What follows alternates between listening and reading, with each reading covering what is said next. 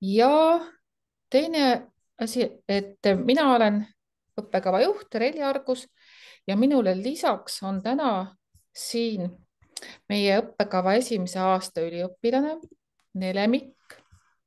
Kas sa Nele korraks näitad, et kui keegi tahab küsida midagi just üliõpilase vaatest, siis selleks on pärast võimalus. Ja võimalik, et meiega liitub mingil hetkel veel slaavi filoloogiast kolleeg, kes räägib paarist ainest, mida on võimalik kuulata vene keeles ja võtta endale selline lisaspetsialiseerumine vene tekstide keele toimetamisel, et nendest räägib juba kolleeg lähemalt. Kohe jagan ekraani. Me võiksime teha siis nii, et ma kõigepealt räägin õppekavast üldiselt ja siis seejärel on küsimuste aeg. Sobib nii? Sobib. Väga hea. Keeleteaduse ja keele toimetamise õppekava on nii nagu nimi, õigemini nimetus ütleb, ongi selline kahesuunaline. Et ma saan aru, et need on kaks valdkonda, mida lahutada ei saa.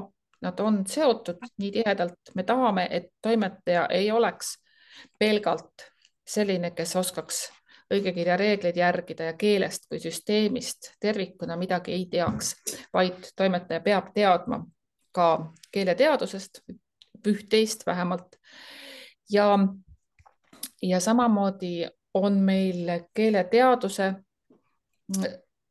aineid valinud üliõpilased, kes peavad oskama vähemalt niisugust teksti ise toota, mis oleks grammatiliselt korrektne ja seetõttu on need kaks eriala selgelt põimunud.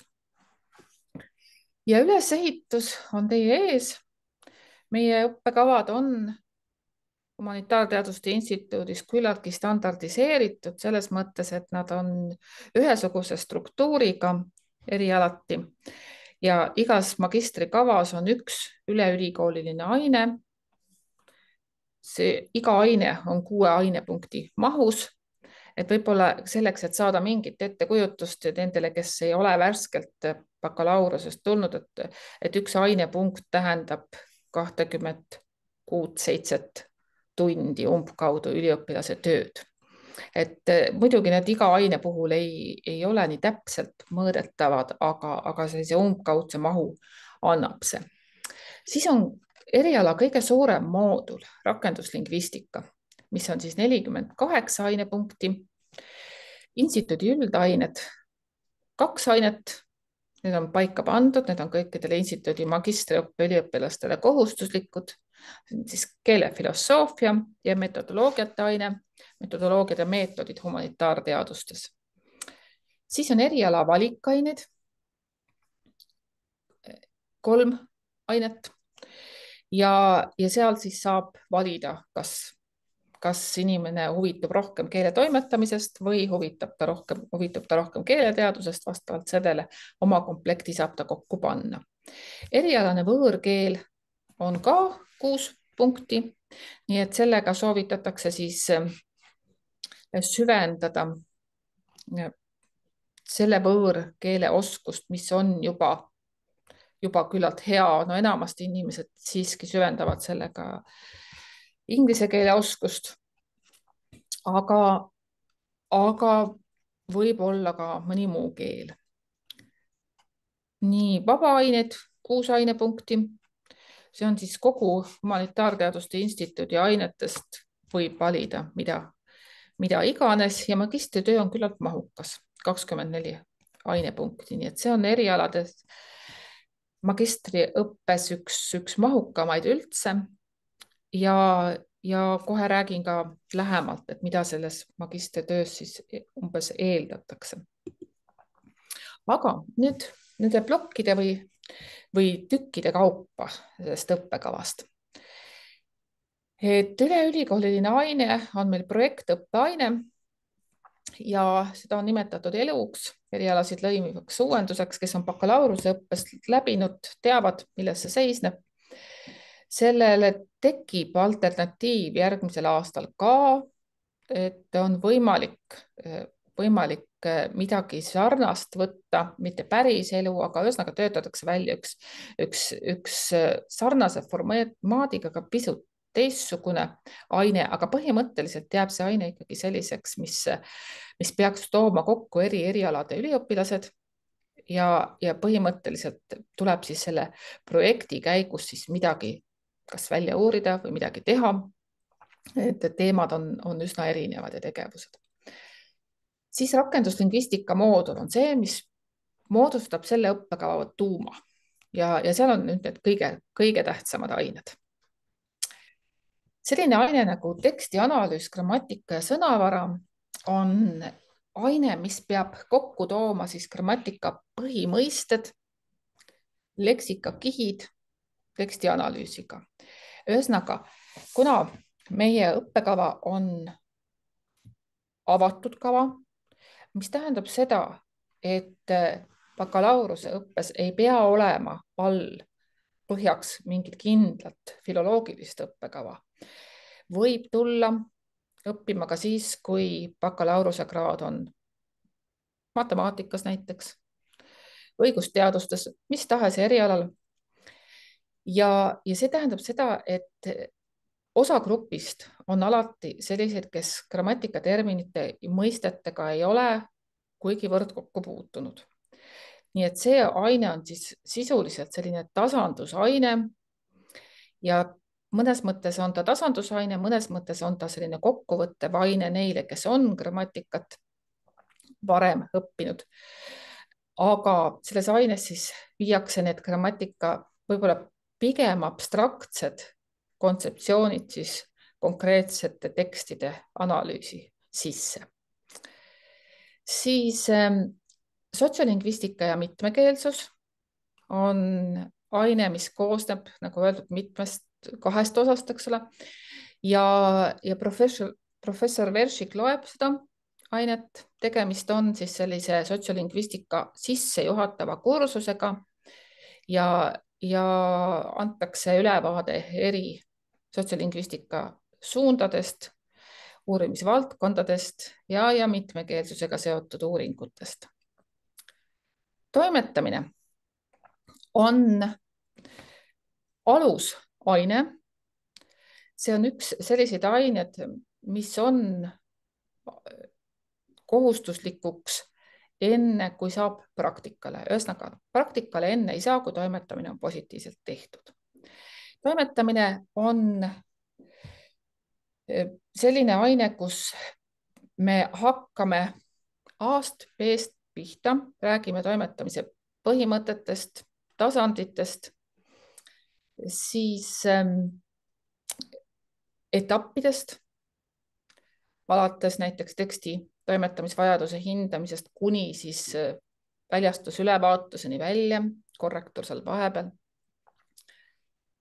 Räägime natukene õigekirjast ka, väga põhjalikult ei saa, sellepärast et selleks ei ole aega ja kui päris aus olla, siis see õigekirja oskus, selline baastasemel oskus peaks olema juba enne olemas, kui toimetama hakatakse või kui üldse toimetajaks õppima tullakse. Aga kindlasti vaatame Eesti õigekirja need kohad üle, mis on võib-olla pisut probleemsemad, kus on norminguid muudetud, kus on toimetajal selliseid valikuid, et ta võib teha ühtmoodi, võib teistmoodi teha. Ja räägime siis, millest tuleks lähtuda nende valikute tegemisel. Toimetame mitut tüüpi tekste ja see aine on selline, kuidas ma ütlen, selline baasaine järgmistele natukene keerulisematele ainetele. Ja nagu ütlesin, alusaine praktikale, et kui toimetamine on tehtud, siis praktikale minnakse järgmisel aastal, tihtipeale tehakse praktika ära pärast esimest aastat. Ja kuhu praktikale minnakse, sõltub siis paljuski sellest, kas inimene on valinud pigem lingvistika ained ehk siis pöördub rohkem või on suunatud rohkem sinna keeleteaduse poole peale või on ta suunatud pigem toimetamisele. Et kui ta on valinud toimetamise ained, siis ta läheb kirjastusse, toimetusse.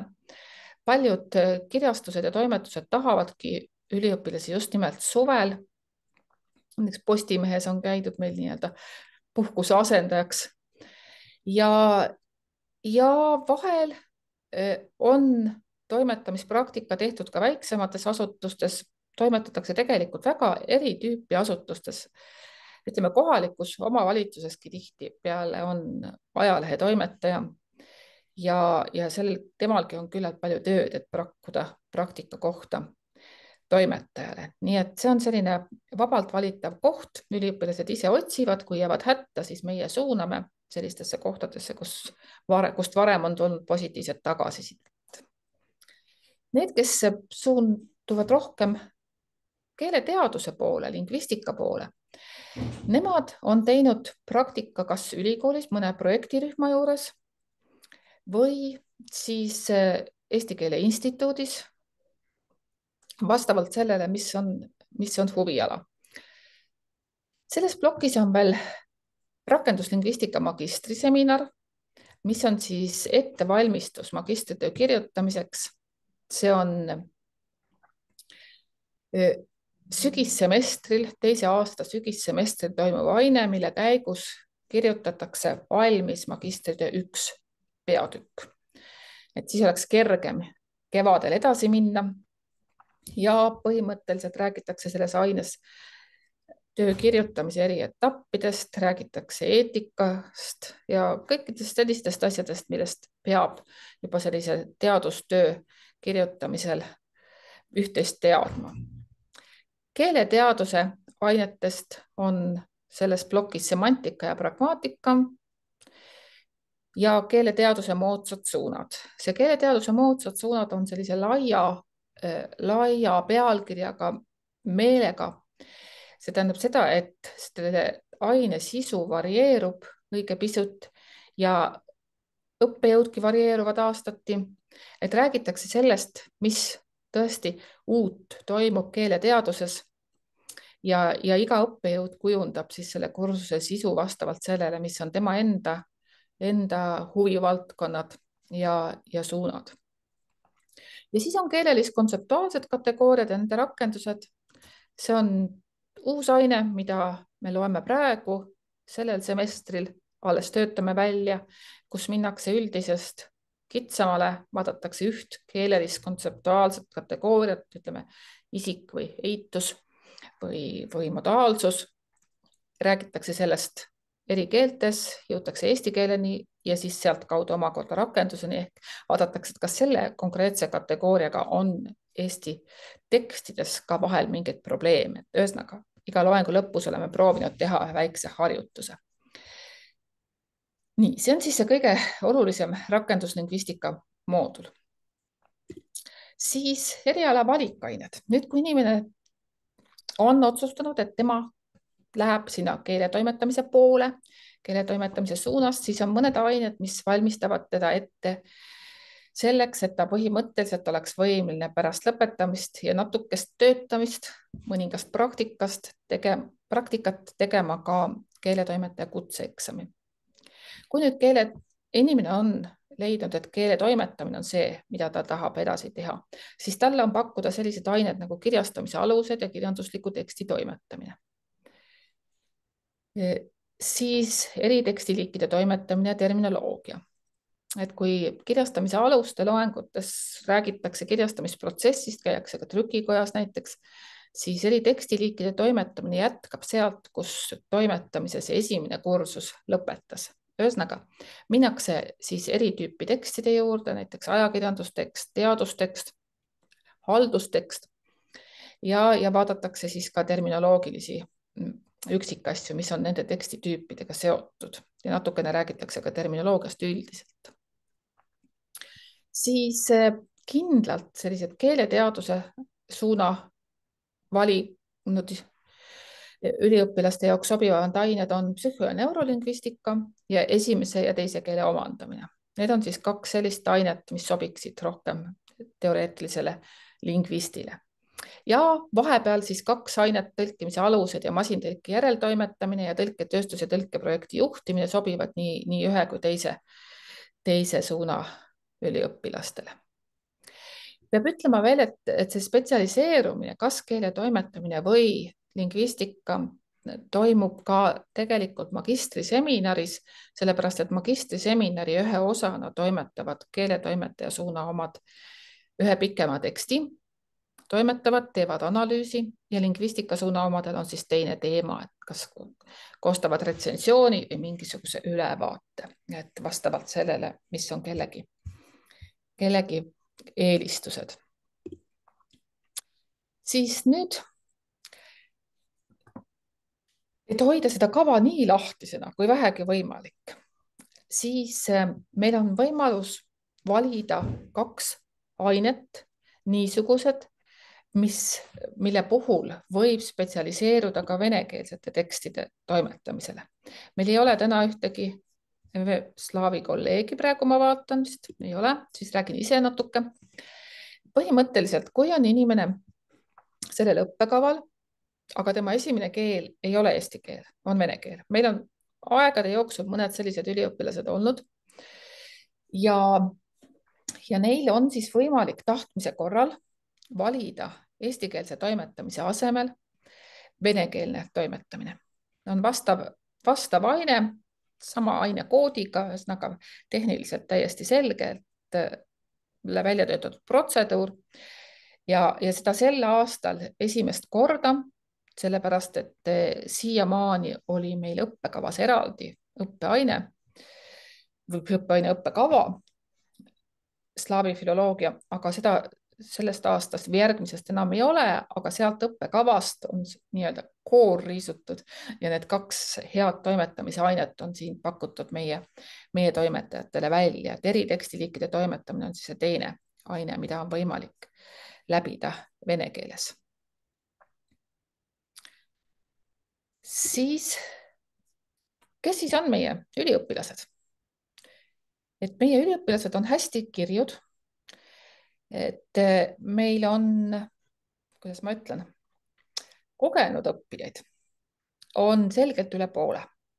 Neid, kes tulevad otse bakalaureuseõppest, on vähem.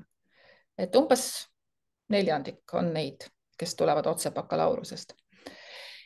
Ja meil on hästi põnevaid erialasid. Et no näiteks siin on loetletud, et on 2 aastat tagasi õpetanud kursusel näiteks oli üks kohtunik, üks prokurör, üks ajaloolane. Siis meil on muusikaharidusega inimesi, on olnud koreograaf, on restauraator, muinsuskaitsja, keraamik olnud, on õppinud matemaatikaõpetaja, on geograafia eriala bakalaureusega inimesi. Ja kokkuvõttes on see õppejõu seisukohalt ühelt poolt väga tore. Need inimesed kindlasti rikastavad seda igapäeva õppetööd. Et näiteks tuleb mul meelde, et kui mõnes aines on vahel olnud niimoodi keeletoimetamise aines, et me oleme suure vaevaga, kambaga saanud ühe lause korda nii-öelda. Oleme jõudnud sellise tulemuseni, millega me oleme rahul ja siis ütleb lõpuks üks jurist, et aga tegelikult teate, Riigi Teatajas on see termin ikka teistsugune. Ühesõnaga tuleb ümber teha. Ja see, mina olen vähemalt tundnud, et see väga rikastab kogu seda õppetegevust. Teisalt on see muidugi raske. Raske on selles mõttes, et need, kellel ei ole bakalaureuse kava põhjaks all, nendel on esimesel semestril tavaliselt see probleem, et nad on raskuses lingvistika terminitega, millega teised on harjunud. Ütleme, mõni selline termin nagu, ma ei tea, episteemiline modaalsus või infinitiiv vahel lööb rivist välja. Minu enda kogemus ütleb, et tegelikult see on selline esimese semestri ehmatus. Et tavaliselt, kui ma mõtlen lõputöödele, magistritöödele, siis magistritöödes enam ei ole absoluutselt vahet, kas inimesel on bakalaureus olnud filoloogias või on see, ma ei tea, geoloogias näiteks.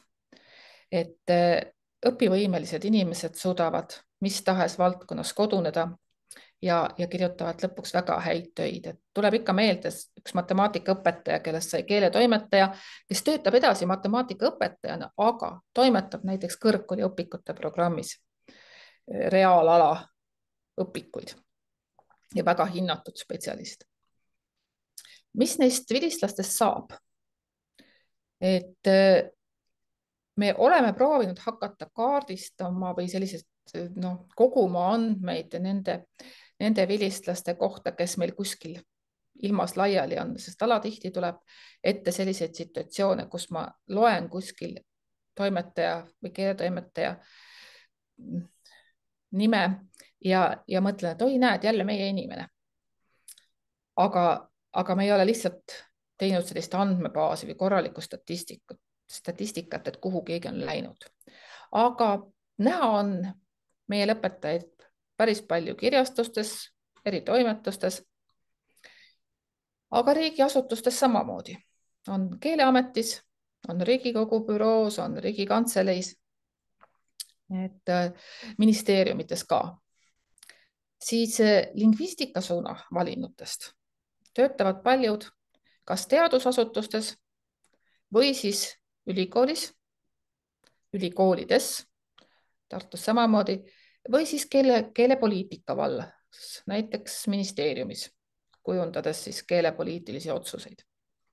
Nii et üsna laialt mingi osa lõpetanutest jätkab oma eelmist elu, sest kui inimene tuli õppima sellepärast, et tal juba tööl oli tegelikult keeletoimetaja oskusi vaja, siis ta enamasti jätkab selles samal töökohal, aga tal on lihtsalt need oskused olemas. Nii, siis keeletoimetaja töökohta vaadake Keeletoimetajate Liidu kodulehelt.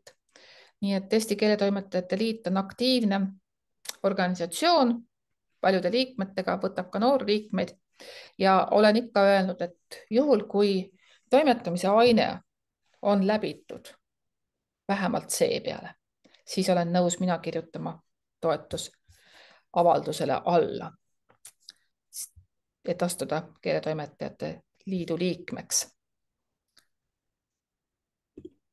Ja siis astumisest. Et kui otsus on tehtud, siis 9. juulil kell 9 tuleb tulla eksamile. Mida siis tahetakse teada? Kõigepealt vastuvõtueksam on kaheosaline. Esimeses osas kirjutab kandidaat arutluse. See arutluse teema on eriala valikuga seotud ja täpse teema anname vastuvõtueksamil koha peal. Ja see võib olla päevakajaline, on kindlasti seotud keelega ja kirjutamiseks on aega umbes 45 minutit. Teises osas tuleb tunda grammatika põhimõisteid, ühesõnaga struktuurielemente, muuta vorme, lauseliikmeid. Irooniliselt öeldes või niimoodi natukene karmilt võib-olla öeldes, me ei küsi mitte midagi, mis ei oleks olnud gümnaasiumi programmis. See tähendab seda, et inimene peab teadma, mis asi on alusöeldis sihitis, ta peab teadma, et eesti keeles on lihtminevik, täisminevik ja enneminevik näiteks. Ja peab teadma, et on olemas käänded ja mis käänded need täpselt on. Ja sõnaliike peaks ka natuke teadma, näiteks, et mis on omadussõnad ja mis on määrsõnad, oskama näiteid tuua. Teises ülesandes küsime õigekirja normingute tundmist, näiteks pakume ette mõned laused ja küsime, millised on korrektsed või millised on paremad. Et see on seotud siis mitte ainult õigekirjaga, vaid ka heakeelsusega. Ja kolmas kiht või selline valdkond, mille kohta küsime, on sõnavara. Ja seal hindame seda, kuivõrd kandidaat tunneb sõnavara eri kihte ja suhteid. Et ütleme, sõnade tähenduse erinevusi, pakume välja näiteks neutraalse sõna ja palume eri kontekstidesse erineva stiiliväärtusega sünonüüme pakkuda. Ja elu on näidanud, et see on osutunud siiamaani kõige raskemaks ülesandeks. Nii et sõnavaraga tasub tegeleda.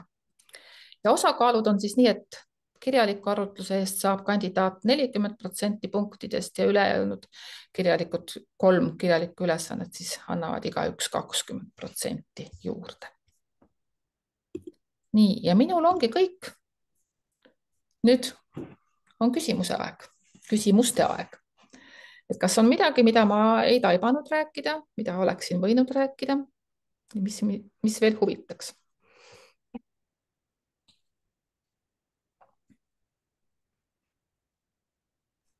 Mul on võib-olla pisut, ma ei tea, kas rumal küsimus, aga mul on selline küsimus, et kuidas arendada enda sõnavara. Kas just katseteks, aga jah, üldiselt. Lugeda. Eri tüüpi tekste, eri autoreid. Ja võib-olla lugeda ja mõelda sõnakasutuse peale näiteks. Natukene teadlikumalt mõelda, et mis on nüüd sellele autorile omased sõnad ja mõelda ka sellele, miks ta kasutab üht või teist sõna. Tasuks lugeda autorid eri kihistustest, ajalistest kihistustest. Võiks võtta mõne vanema autori, mõne uuema. Nii et jah, ma ei oska muud varianti tuua, aga et sõnaraamatuga sõnavara ei õpeta. Et ikka lugedes. Nii. Chatis oli üks küsimus. Jah, võtan selle chati küsimuse. Et kuivõrd soovitaksite magistritaseme üliõpilasele, kes on värskelt lõpetamas referenttoimetaja eriala ja tegemas keeletoimetaja kutseeksamit? Nii, muidugi soovitan võtta, sellepärast et see ongi mõeldud niimoodi.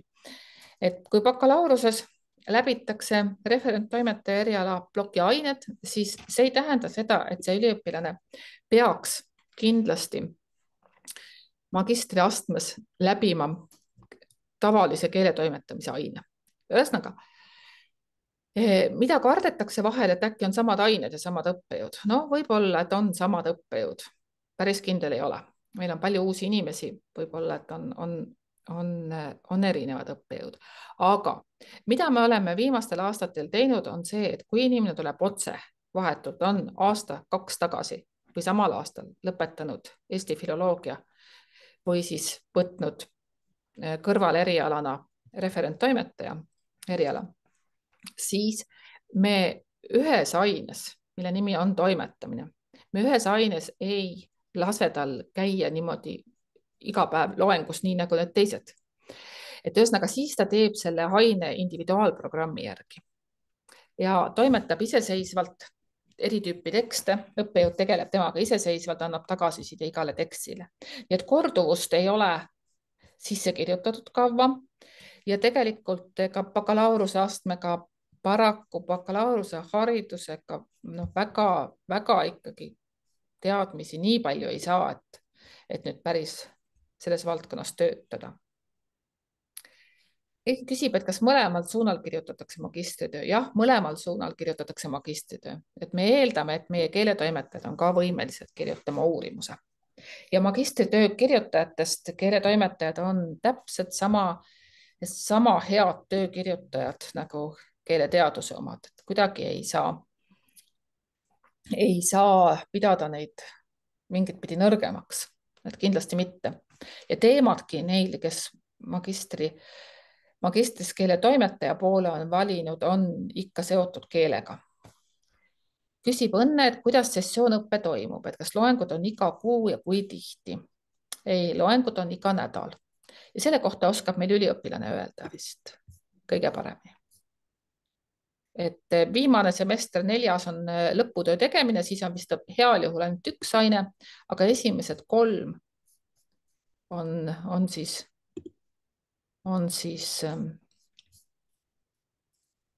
esimesed 3 semestrit on sellised tavapärased, et iga nädal, aga meil on Nele, kas sa oskad ise äkki öelda, kuidas teie kursusel näiteks on?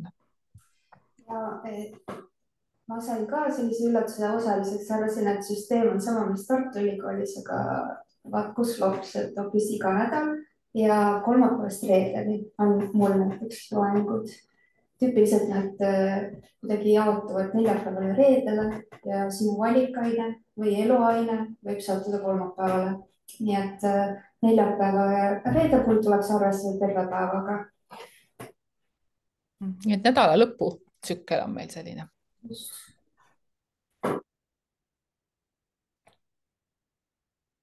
Kunagi 6-7 aastat tagasi me tegime üliõpilaste seas küsitluse, et kuidas nad eelistaksid, et õpe oleks korraldatud, et kas kord kuus terve nädal, poolteist, kas iga päev peale lõunat õhtul või siis iga nädal neljapäev, reede ja mõnikord laupäev. Ja siis jagunesid meie vastajad täpselt nii, et kolmandik tahtis üht varianti, kolmandik teist ja kolmandik kolmandat varianti. Nii et lõpuks saigi siis ikkagi jäädud selle nädala lõpu tsükli juurde. Et noh, selge on see, et ta igaühele väga hästi ei sobi, aga vahel on kergem saada nädalas üks päev vabaks kui igas kuus terve nädal. Ja peab arvestama seda, et on 7 nädalat õppetööd, siis on õppetöö vaba nädal üks, siis on jälle 7 nädalat, nii et ta ei ole absoluutselt iga nädal.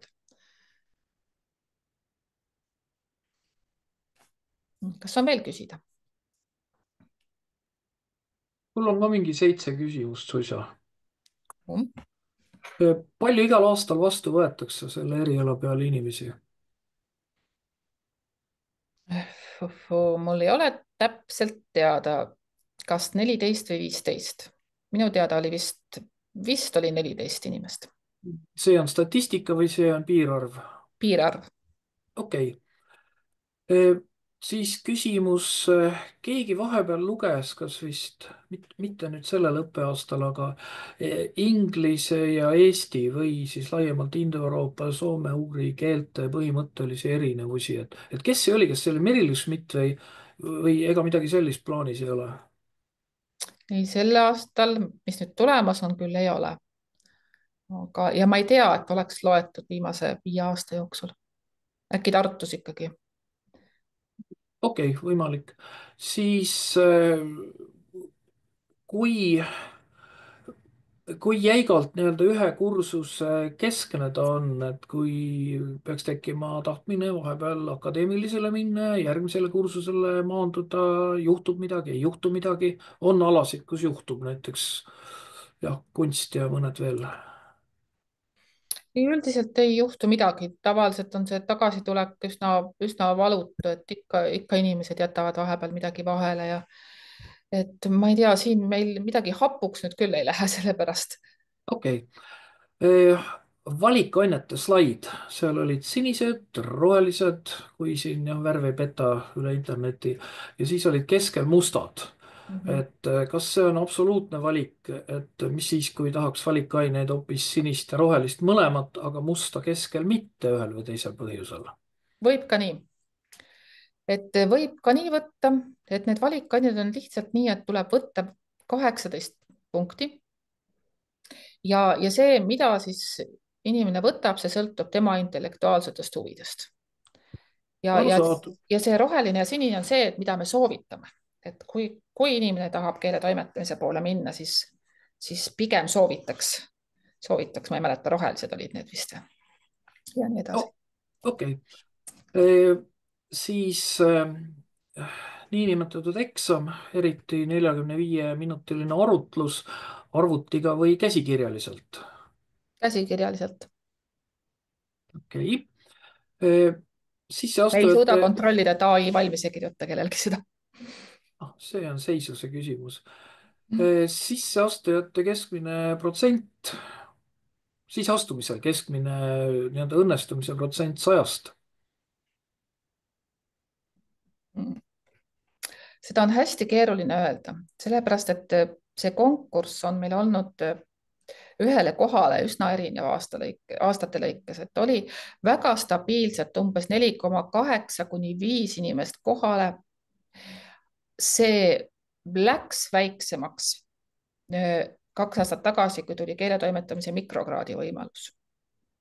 ja nüüd on olnud meil umbes 1,8 kuni 2 inimest kohale. aga sellega on nii, et kui nüüd juhtub, et inimene jääb napilt sellest 14-st välja, aga ta on ometi aktsepteeritud, et ühesõnaga ta on lävendi ületanud, siis me sellest aastast teeme nii, et me ikkagi võtame paar inimest rohkem.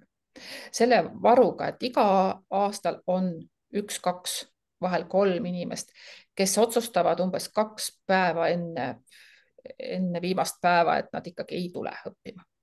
Et kas isiklikus elus midagi juhtub või ei, anna kombineerida ikkagi seda õppimist muude tegevustega, tööga ja nii edasi. Et me otsustasime sel aastal, et me vähemalt 2 lisakohta võtame rohkem selle arvestusega, et keegi niikuinii ütleb ära eestotsast. Ja see lävend on avalik või sisemine? See lävend on, see peaks olema avalik, see peaks olema ülikooli kodulehel siis vastuvõtutingimustes kirjas. Selge. Aga tänud vastuste eest. Palun. Kas on veel midagi küsida? Ja näiteks võib Nele käest küsida kohe sisseastumise kohta, et mis oli kõige raskem ja kuidas, et värskelt läbi teinud. Natuke vist teise ehitusega oli teie eksam eelmisel aastal.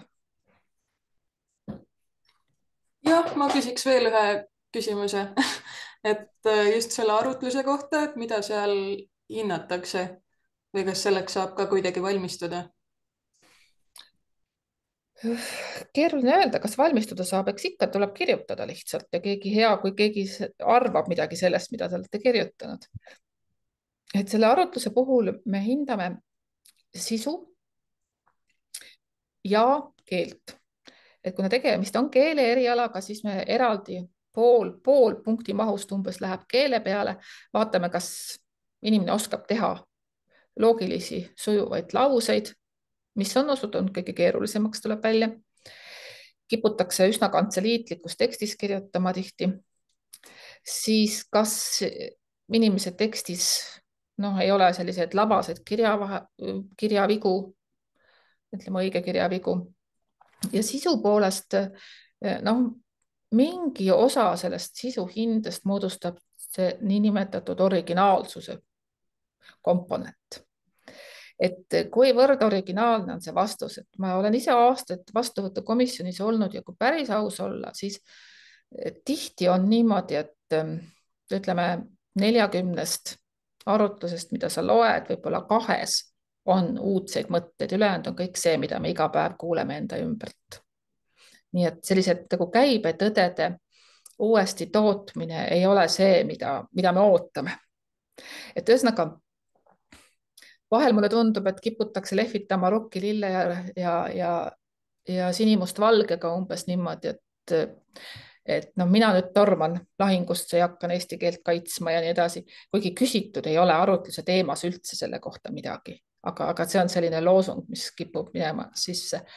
Ja me hindame seda, et kuivõrd ikkagi inimene on vaadanud seda teemat ja mõelnud just nimelt selle peale, et kui küsitakse näiteks, et ma ei tea, et kuidas teie arvates keeletoimetaja roll võiks olla 10 aasta pärast näiteks, et kas üldse keeletoimetajat 10 aasta pärast vaja on ja mis te arvate, mida peaks tegema selleks või mida see keeletoimetaja 10 aasta pärast üldse teeb, siis see ongi see, mida me ootame, et me ei taha ümmargust juttu sellest, et ilusat eesti keelt peab hoidma, vaid me tahame inimese sellist tema nägemust, tema vaateid ja mida huvitavamad need mõtted on, seda parem. Lisaks oma kogemusest, et mul tuli töö ümber kirjutada, tähendab uuesti kirjutada.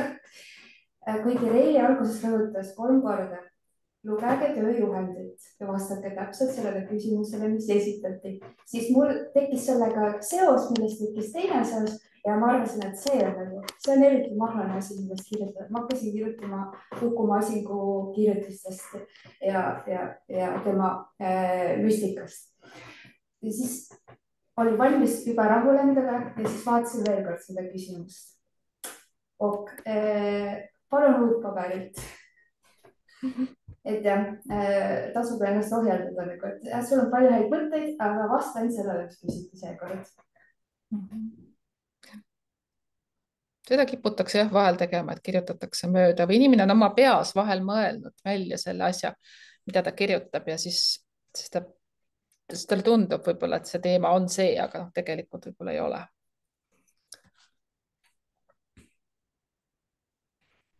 Küsiksin veel, siin on kirjas umbes lehekülje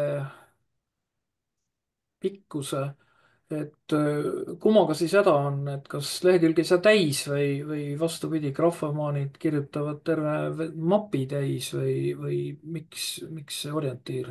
Mõlemat pidi, et mõni kirjutab 3 lauset ja ka ta ei suuda neid mõtteid niimoodi piisavalt avada, et sellest tuleks mingisugust teadmist. Ja samas on neid, kes tahaksid kirjutada 3 lehekülge, aga et nad oleksid mingilgi määral võrreldavad, et sellepärast on see mõõt antud. Et see on selline natuke vaba mõõt, et kellel on käekiri suurem, seal võib ju natukene üle lehekülje ka olla, midagi ei juhtu ja kellel on käekiri väiksem. Me oleme vahele andnud ka sõnapiiri, aga see sõnapiir alati hästi ei tööta, sest et siis kulutavad inimesed väga palju aega, kirjutamise aega lihtsalt selleks, et lugeda sõnu. Et see on niisugune, et pigem peaks keskenduma sisule ja see lehekülg on selline umbmäärane piir. Aga arutluste puhul ma ütlen, et kõige suurem probleem ongi olnud ikkagi see, et vähe on uudseid mõtteid, et selliste klišeede ja stampmõtete esitamine, et sa loed 10 töö jälle samad mõtted, 11 täpselt sama, 13 samasugused mõtted ja siis võib-olla ühe leiad hunnikust 20 ühe, milles on midagi natuke teistsugust. Aga samas nende kirjatükkide puhul ei olegi need punktivahed tavaliselt nii suured ja probleeme on kõige rohkem olnud tõesti selles sõnavara harjutuses, kas sünonüümide leidmisel või siis näiteks, kui on pakutud välja mõni selline natukene vähem levinud sõna ja palutud teda lauses kasutada nii, et tema tähendus hästi selgelt välja tuleks, siis on selgunud, et inimene ei tunne sõna tähendust. Ütleme, on juhtunud ka seda, et ei teata, kes on sõtse või nõbu näiteks, et need on alati sellised asjad, et me võime kontrollida seda, kuidas sõna nõbu käänata osatakse, aga nendest näitelausetest, mis inimesed on pakkunud, on selgeks saanud, et see tähendus ei ole teada. Või siis käpiku sõna näiteks või kängitsetud jalad näiteks ükskord oli, et ei teadnud, missugused on kängitsetud jalad. Et ühesõnaga sõnavara on olnud jah, selline probleemne ja vahel on niimoodi, et ühele neutraalsele sõnale oleme palunud pakkuda 4 sünonüümi ja suudetakse heal juhul leida 1 või 2. Ja muidugi grammatika ka ikkagi, et kui kaasaütlevat käänet ära ei tunta, või siis ei teata, mis asi on kaassõna, et siis on natukene halvasti. Aga grammatika õpetamise tase praegu koolides on väga ebaühtlane, nii et natuke peame arvestama, et jagan vahel ühte nippi, et valmistumisel soovitan arvestada oma õppimisstiiliga, et kui sul on visuaalne mälu või kuulmismälu, et võib-olla kuulad jalutuskäigul audioraamatut ja sul jäävad meelde, või näiteks teed süüa. Minul jääb meelde, et mida ma rohisin ja mida ma süüa tegin, kui ma kuulasin seda raamatut. Et mul tulevad need pildid kaasa ja siis mul tulevad need erilised sõnad meelde või mingi nali, et kasuta seda ära või näiteks kui sulle meeldib õppida vihjekaartidega, et võta lahti tesaurus ja otsi sealt sünonüüme ja siis vaatad, mida sa saad asendada teise parema väljendiga, et kõik meetodid, mis sulle on varem toiminud, et rakenda neid valmistamisel. Ja muidugi eesti keele käsiraamat tasub läbi sirvida, et sealt jäävad ka meelde. Mis asi on möönev kääne? Mina läksin kohe võrki. Kõneviis. Möönev kõneviis, et kohe silm libises üle, sest ma ei olnud varem ka sellega vist kokku puutunud ja kohe lendas prügikastega, näed, eksami kohe küsiti, nii et võib-olla on abi.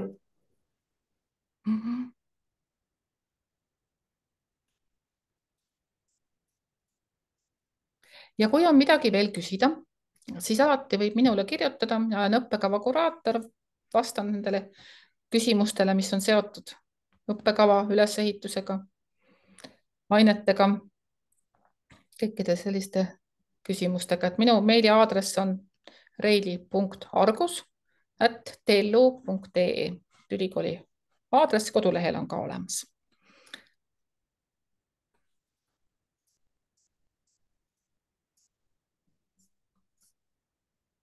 Nii, kas on äkki veel küsida? Ühe naljaka küsimuse küsiks veel, et Tartus õpetatakse ka keelega seotud aineid ja seal on hästi selline, kuidas ma nüüd ütlen, tugev programmeerimiskoolkond, et mida teie koolis, kui palju seal rakenduslingvistika all IT-d ja programmeerimist on, aitäh? Ei ole paraku. Et meil on võimalik vabaainetena võtta digihumanitaaria aineid, sealt siis vastavalt valida seda, mida tahetakse just nimelt Digitehnoloogiate Instituudist. Nii et keda huvitab, saab sealt endale valida nii vabaainetena kui, jah, ma ei tea, võib-olla ennatlik on sellest rääkida, aga igal juhul võib natukene aineid ka üle õppida. Nii et kui inimest väga huvitab mingi aine, siis ta võib selle võtta ka lisaks nendele punktidele, mis tal on õppekavas ette nähtud. Et noh, mõni aine üle läheb, ei juhtu sellest midagi, aga kui on väga suur huvi näiteks mingi programmeerimisaine vastu, siis Digitehnoloogiate Instituudist peab valima ja saab selle kätte. Ja selles aines meetodid ja metodoloogiad humanitaarteadustes, seal on üks moodul siis suurte tekstiandmete analüüsist, kus õpetatakse R-i ja veel vabaavaralist programmi, et kuidas saada kätte info, kui sul on terve keelekorpus näiteks ka kasutada. Et saab vähemalt nuusutada.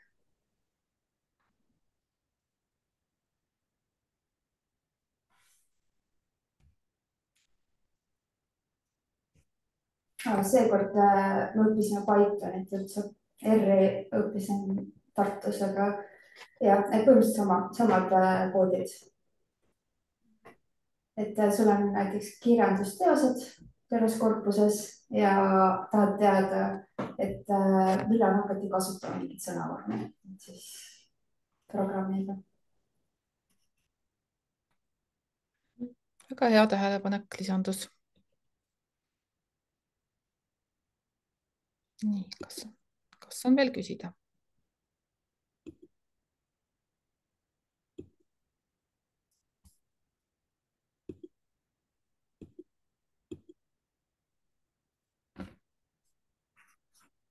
Võib-olla see, et kui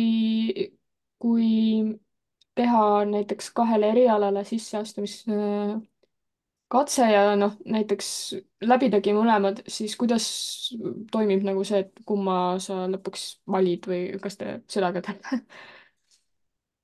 Oskate öelda? Seda peab üliõpilane ise ära otsustama, et tal on mingi päev aega, mõni päev aega otsustada, siis ta peab teatama, mis valikud on teinud. Kas see siis toimub kuidagi Wiisi kaudu või mismoodi? See toimub minu arust mitte õisti, selle, mis on see EHIS või? Saisi kaudu. Okei, aitäh. Nii et oma õppima tulekut peab kinnitama. Nii et ja sellepärast ongi nii, et sellepärast meil on tavaliselt võetud varuga üliõpilasi, et kui eestpoolt keegi näiteks kandideerib 2 erialale ja otsustab teise kasuks, et siis need, kes sisseastumisel ei pääse selle esimese 14 hulka, et ei tasuks meelt heita, sealt eest langeb kindlasti mõni ära.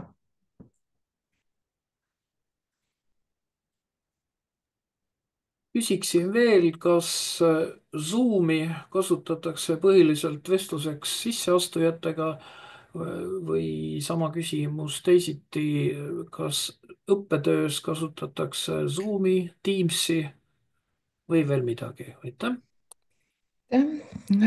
Nii ja naa, et mingeid aineid, kus on väga palju erialade üliõpilasi, näiteks eluaine erialasid, lõimiv uuendus, et seal on kasutatud Zoomi rohkem. Tavaliselt seal tahetakse, et rahvas tuleks esimesel-teisel korral kokku, näeks päriselus ka üksteist ja siis pärast võib Zoomis edasi teha ainet. Aga enamasti ikkagi meil ained toimuvad koha peal. Et me nägime seda, mis juhtus koroona ajal Zoomi õppega. Meil tegelikult üks keeletoimetajate lend nii-öelda tuli maha kanda selles mõttes, et see oli selline õnnetu kursus, kus tõesti ma kahtlustan, et väga suur osa oli just nimelt sellest samalt Zoomi õppele, et kuidagi tekkisid psüühilised probleemid neil omavahelistes suhetes, midagi oli korrast ära pidevalt. Ja ühesõnaga näha oli, et see ei mõjunud hästi, et lõpetajate protsent oli väga pisike sellel aastal. Nii et me proovime vältida, kui juhtub, et õppejõud on kuskil, ma ei tea, ütleme, on haige. On niimoodi haige, et ei ole nüüd pikali maas, aga ütleme ikkagi, nina tilgub. Et siis võib küll olla niimoodi, et ta ei tule kohale ja tehakse asendusloeng Zoomis. Võib-olla oskab Nele öelda täpsemalt, et kui palju teie esimese aasta lõpp hakkab tulema, et kui suur osa on teil olnud loenguid Zoomis? Marginaalne osa, et ongi üks juhtum, kus õppejõu nina tilkus, teine oli Inglismaal, lihtsalt oli teise ülikooli juures korraks käimas ja siis tegi meile oma paatmajast Zoomi loengu. Aga rohkem ei meenugi. Et see ei ole kindlasti tavaks, aga kuna palju on rühmatööd vaja teha kaaslastega, et siis see põhikanal meil vähemalt on olnud Facebooki Messenger, et me teeme koos Google Docsi ja seal teeme koos tööd, arutame seda Facebooki grupis, vahel teeme seal videokõnesid, et ütleme, et kõik on Eesti peal laiali nendel päevadel, kui ei ole koolipäev. Aga tööd on vaja teha, et siis leiame ikka mingi sobiva veebikanali selle grupitöö tegemiseks. Tegelikult küsimuse mõte oli see, et kui usk ei võimalda Teamsi kasutada ja Microsofti tooteid reeglina, et kuidas siis on, aga ma saan vastusest aru, et siis on kõik väga okei. Et siis on järgmine küsimus, aga kui usk ei võimalda Facerit kasutada, mis siis saab? Siis sellesama grupitöö tegemisel tuleb leppida kokku kuidagi teisiti. Okei, et mingit põhimõttelist kohustust ei ole. Ei ole. Tänud. Ja mul tuli üks küsimus veel meelde. See on vabaainete kohta, et kui palju on neid võimalik võtta või et kui palju neid jõuab võtta, et kui näiteks tahaks prantsuse keelt kõrvalt õppida. No peab võtma 6 punkti. Just.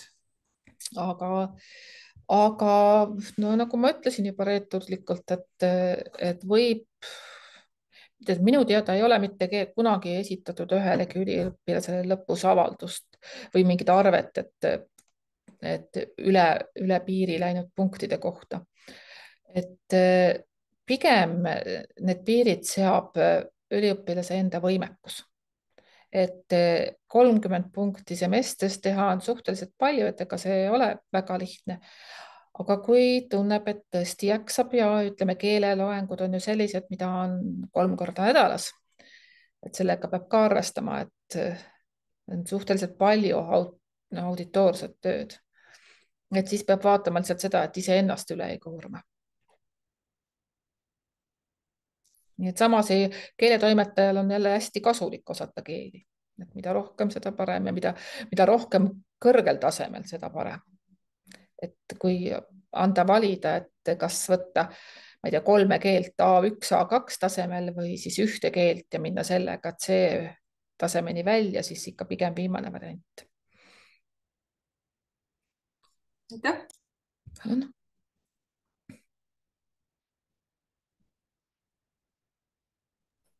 ma ei tea, kuidas teistel, aga mulle tuli see üllatusena näiteks, et Tallinna Ülikoolis on kõik ained 6 punkti ained. Et Tartus oli, et 1, 3, 6, et võitsid teha 3 1 punkti ainet. Said palju teada, aga mahtus nagu sinna õppekavasse. Aga siin ei ole, et kõik on sama mahukad. see vist kehtib humanitaarteaduste puhul küll. Ma olen, bakalaureuse tasemel on see, et kohati on võimalik võtta näiteks selle ühiskonnateaduste neid ja seal näiteks on erinevad need õppeained. aga mitte kauaks. nii et üldiselt ülikool liigub sinna maale, et oleks võimalik, et kõik ained oleksid ühe mahuga, lihtsalt sellepärast, et siis on need asendused kergemad ülikooli piirides, et kui vahel tahetakse õppekava muudatust teha või midagi asendada millegagi, et siis need asendused oleksid ühes mahus.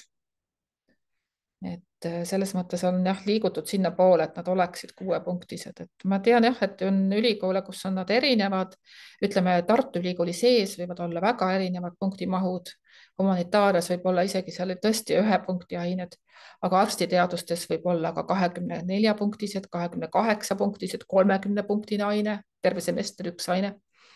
ja noh, et see on lihtsalt selline õppekorralduslik asi pigem.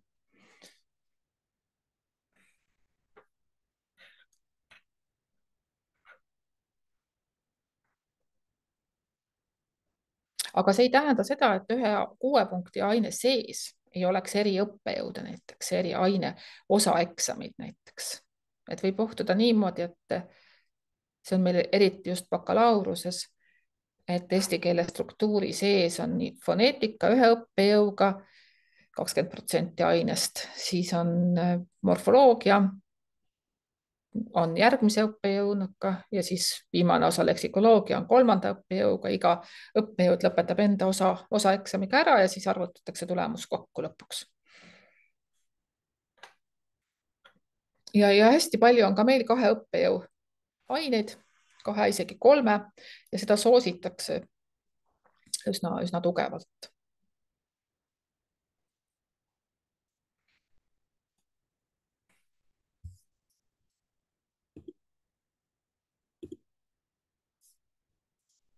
chatis on küsimus. chatis on küsimus erialase võõrkeele kohta, et inglise filoloog ei oskagi praegu vastata. Ma kahtlustan küll, et inglise filoloog ei pea seda kursust läbima, saab midagi muud võtta. Erialast võõrkeelt loetakse minu teada meil ka nii soome keelt kui ka saksa keelt erialase võõrkeelena, nii et ma küll usun, et ei pea võtma inglise keelt, et see oleks põhimõtteliselt raiskamine.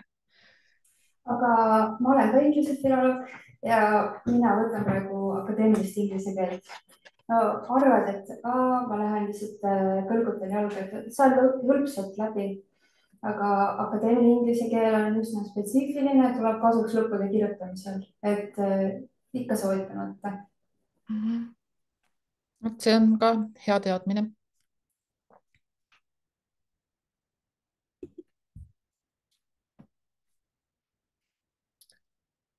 nüüd, kui küsimusi ei ole, siis ma ei oskagi muud öelda kui aitäh ja kohtume 9. juulil.